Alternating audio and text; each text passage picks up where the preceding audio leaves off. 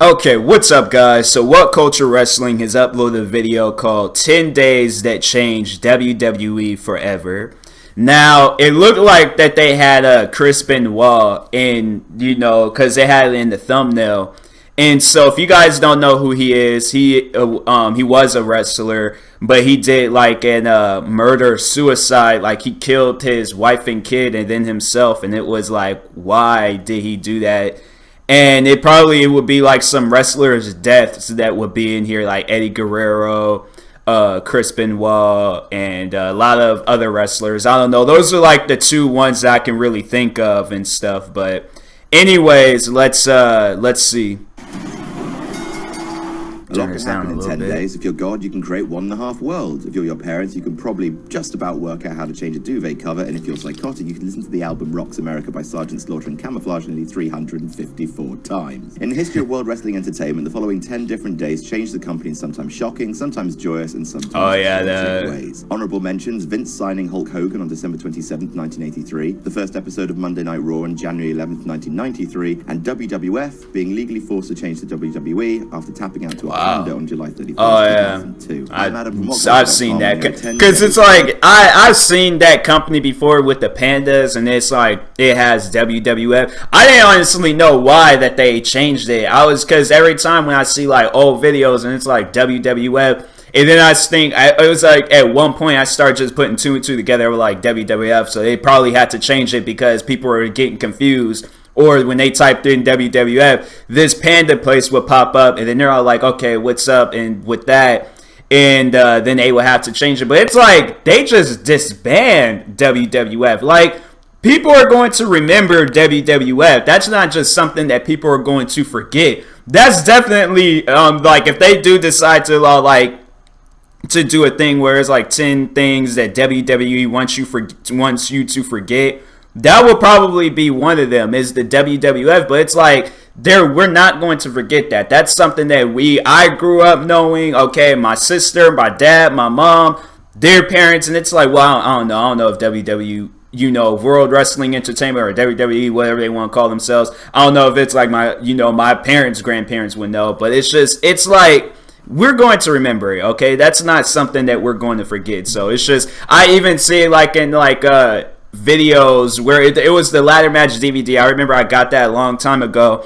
and they would have like the emblem WWE, the new emblem, like over the WWF emblems, and it's just, why? We're going to remember it. We already know this was recorded back in the WWF days, so it's just, there's no point. WWE forever. Number 10, July 14th, 1984. WWE is built on a broken agreement between Vince and his father. Little Vince promised Big Vince that he wouldn't expand the company, WWF at that point, beyond their Northeast territory. To properly go into the whole territory system would take a video in itself, but rest assured, Naughty Vince expanded, buying up smaller promotions and assimilating their talent like a muscly Borg. July 14th, 1984, known as Black Saturday in the wrestling biz, is when Vince bought out control of Georgia Championship Wrestling, and with it, its nationwide cable TV program on TBS. By owning that program, Vince briefly owned all nationwide coverage of wrestling in America. The program was called World Championship Wrestling. Oh, WCW, Vince briefly owned WCW, and he bought it against TBS owner Ted Turner's explicit wishes. When the deal turned unprofitable, Vince sold Georgia Championship Wrestling off, which via several other deals later, slowly morphed to become the WCW company that was bought by a vengeful Ted Turner in 1988. On Black Saturday, the seeds of the Monday Night Wars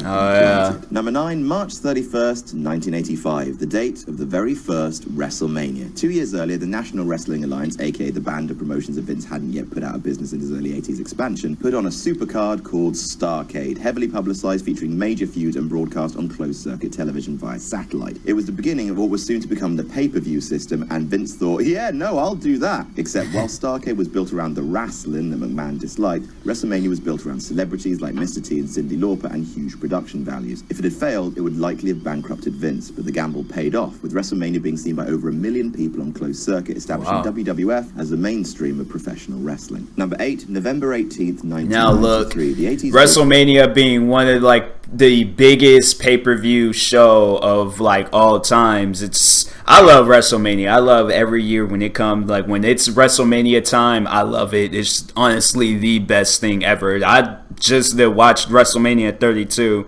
and I have to say that was probably one of the best WrestleManias I've ever watched. So congratulations to Vince on that one. Was the best time for wrestling. WrestleMania 3 had been a phenomenon. Oh yeah. Vince's grapefruits were feeling pretty bulgy, you guys. Then came the early 90s and a swift, hard kick to those fruits. Vince was indicted in November of 1993 with multiple charges involving the distribution of steroids to his wrestlers. While Vince would later be acquitted in the famous steroids trial of 1994, I think I heard about that. The PR how he was doing that. Vince was presented in the mainstream press as essentially a drug dealer, and the reputation of wrestling was dragged through the dirt, presenting them all as dangerous, roided-up juice heads. You could say that WWE's public image has never fully recovered from the steroid scandal. Number 7, September 4th, 1995. Well, this is what happens when you piss off billionaire Ted. In 1988, Mr. TBS, the Long Island Teddy T, bought the conglomeration of Southern Territories that had been assembled by a man called Jim Crockett, now going by World Championship Wrestling. But it was in 1995 that he decided to take the fight to Vince directly. 2 channels, 1 time slot. Raw for WWF and for WCW, Monday Nitro. The first episode aired on September 4th, 1995 from the Mall of America, and things got personal straight away with former WWF star Lex Luger surprising everyone by walking in on Nitro's first ever main event. Big Ted had the fatter checkbook and could lure away Vince's big boys with big bucks, Lex Luger being the first of the Monday Night Wars, which would push WWF to the brink of financial collapse. Number 6, November 9th, 1997, the Montreal Screwjob, the night that Vince screwed Brett. Brett screwed Brett, if you ask Vince. Look, we've explained the Montreal Screwjob enough. If you don't know what it is, walk away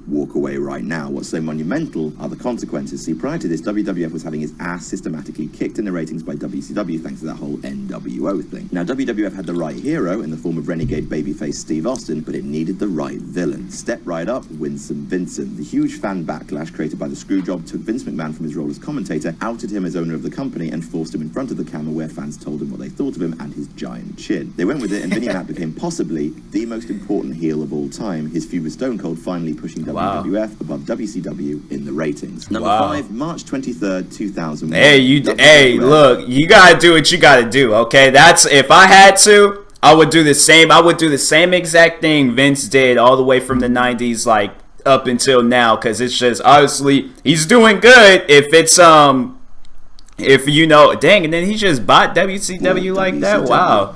I just completely, I seen that, just everything just went blank in my head after seeing he just bought WCW. What do you mean? It doesn't surprise me. They're gone now, so. WCW was bought on the damn cheap by Vince McMahon, including his video library, all brands, and 24 contracts. And so the Monday Night Wars came to an end, and there hasn't been a viable threat to the genetic jackhammer ever since. 3 days later was the last episode of Monday Nitro. Vince McMahon shocked the world by appearing on WCW television for the first time, and to really rub that salt in, the last episode of the company that first created Starrcade was used to further a WrestleMania angle between Vince and his son Shane. Ouch. Number 4, November 13th, 2005. Cut forward 4 years to the tragic death of Eddie Guerrero from heart failure at just 38. Eddie was the latest of a long lineage of wrestlers dying young, and the media leapt all over it. The media claimed that the wrestling industry's dependency on big bodies and hard bumps led to steroid abuse, pain pill addiction, and other drug use, some of which had indeed contributed to Guerrero's death. In the wake of Eddie's passing, Vince introduced the wellness policy, a 3 strikes and you're out system of policing what substances WWE superstars. I've heard of that. PR move or not, the increased focus on healthcare was a great improvement industry-wide, surely preventing a lot of permanent damage to wrestlers' lives.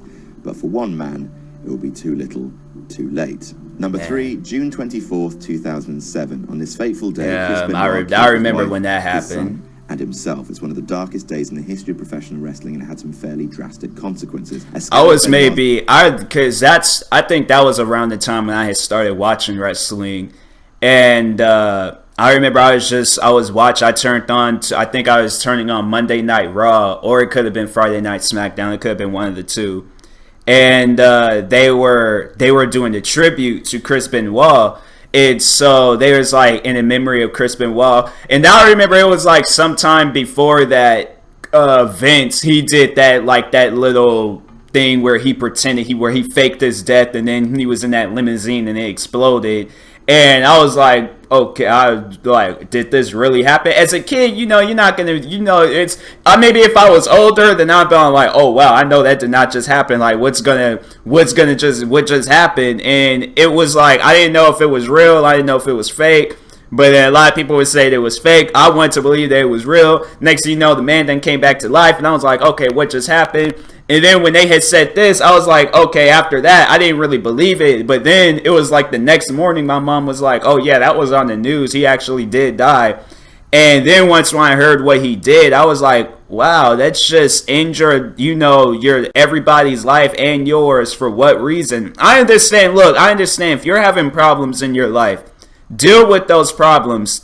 Killing yourself and then killing everybody around you, that's just taking an easy way out, okay? And it's like, no, what you have to do, you create, like, pretty much, I'm not trying to sound rude and I'm not trying to like put it all on you, but it's like, this problem is your problem. You create this problem, okay? So what you have to do is solve the problem, okay? Don't just take the easy way out, okay? Cheat yourself and then just kill yourself and stuff. No, it's not, you shouldn't do that, but a little bit too late, so.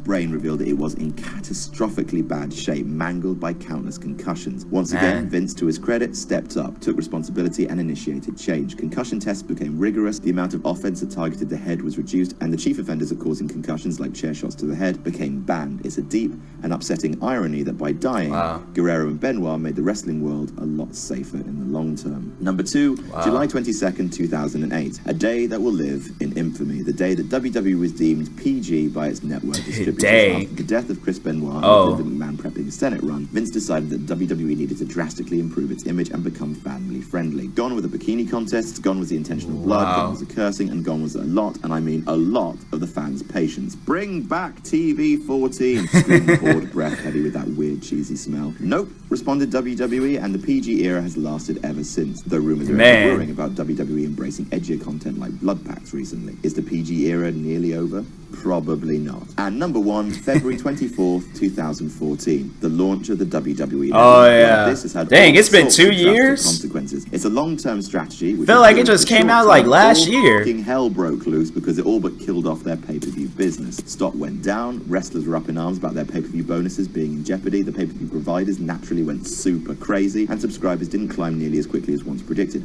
But it also means, Jesus Christ, all of the pay-per-views in one place. A vector for brand new styles of WWE programming, and lest we forget, NXT. With subscribers climbing, WWE seems to have pulled it off, but it's perhaps the biggest gamble they've taken since introducing WrestleMania, which, by the way, is now free to new subscribers this year, which is utterly mental. And if the network still ends up failing, Vince & Co. will adapt. If nothing else, these 10 incredible days prove that. And that's our list. Did we miss any out? Tell us about it in the comments. Don't forget to like, share, and subscribe. I can't even think of it. He seems like he covered it all. See you soon. This was actually, it was really good and informational. Like, I learned a lot watching this video, so it was very, very informational about some of the stuff they, like, some of the things, like the Eddie Guerrero. I wasn't watching wrestling at the time, but the Chris Benoit one I was.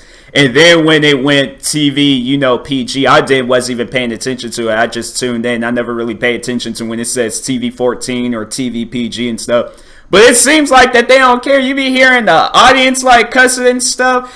Because they be doing like chants in their cussing. It's like, they can't block that out.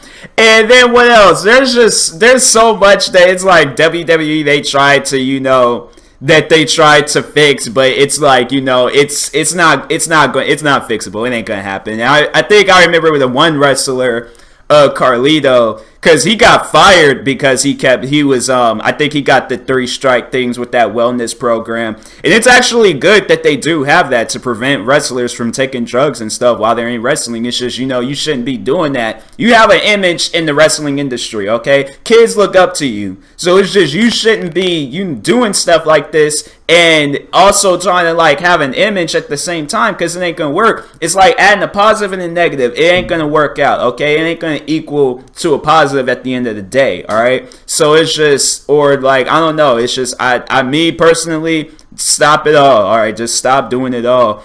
But yeah, some of them wrestlers, if you notice that some of them are gone and they're doing like other wrestling stuff, like they might be on TNA Impact or they're just not even wrestling anymore, then it's either because of that, they retired, or I don't know, it's one of the two. They've either got they got their contract released, they retired, or they got fired for the drug thingy. But anyways, everybody go subscribe to What Culture Wrestling. This is a very, very informational video. They always do like videos that involve wrestling, and it's very informational and stuff. So everybody, if you're a fan of wrestling, WWE and all that stuff, go subscribe to these guys, okay? Subscribe to them for more and more videos. I really do love their videos. Their videos are amazing. So everybody, go subscribe to them. They got 586,000 subscribers. If you can subscribe to me, you can subscribe to these guys too. But anyways, and that being said, people, thank you for watching. Hopefully you enjoyed the video. And if you are new, please like and subscribe, and peace.